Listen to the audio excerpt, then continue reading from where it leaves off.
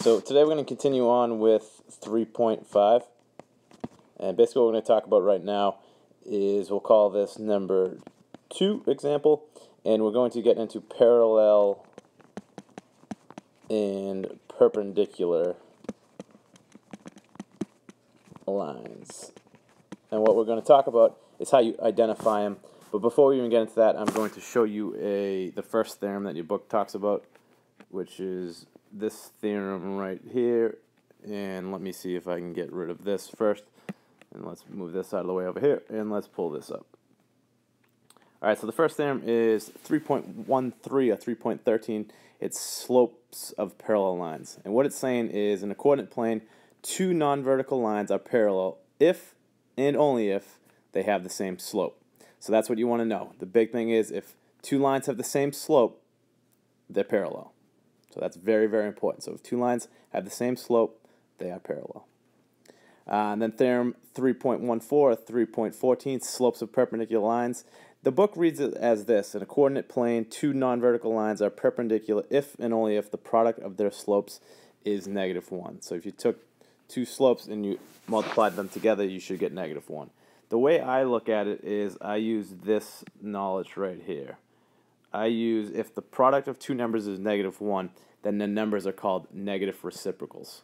So if you look at a slope of one line, and let's say if you got a slope of 2, well, what would be the opposite reciprocal of that, or the negative reciprocal? It would be -1/2. So if a line had a slope of 2, the line perpendicular to it would have a slope of -1/2.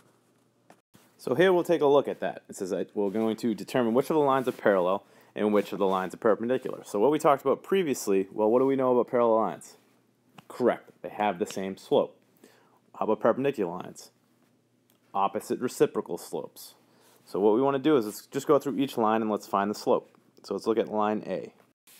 So if you look at line A, what I'm basically going to do is I'm going to find the slope of line A.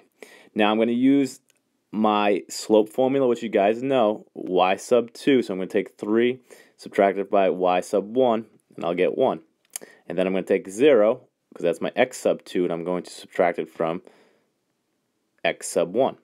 And you should get 3. So the slope is 1/3. Now I'm going to do that for each and every line. So let's go through each and every line, find the slope of B, find the slope of C, find the slope of D. So after you've done out the results of line B, line C, and line D, we found the slope of each one of them. Well, let's figure out what that means. We were supposed to determine which of the lines are parallel and which of the lines are perpendicular. What do we know about parallel lines? Well, lines that have the same slope are parallel. So let's go through, okay, 1/3. Do I have anything that's 1/3? Nope. 1/2 and 1/2. So it looks like B and C are parallel. So if you look at this line, these two would be parallel. So we know which two are parallel. Now let's figure out which of the two lines are perpendicular. Well, what do we know about perpendicular lines? We know that they're opposite reciprocals, or negative reciprocals. I'm used to saying opposite reciprocals, but it's really a negative reciprocal.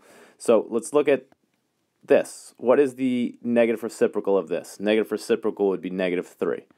Not -3, not -3, not -3. So I know right off the bat, not perpendicular at all. Now, what's the opposite reciprocal of 1/2? Or the negative reciprocal would be -2/1, or -2. So let's see if there's any of these that are -2. And right here, here's the winner. So it looks like B and C are perpendicular to line D, because they're opposite reciprocals. Opposite reciprocal.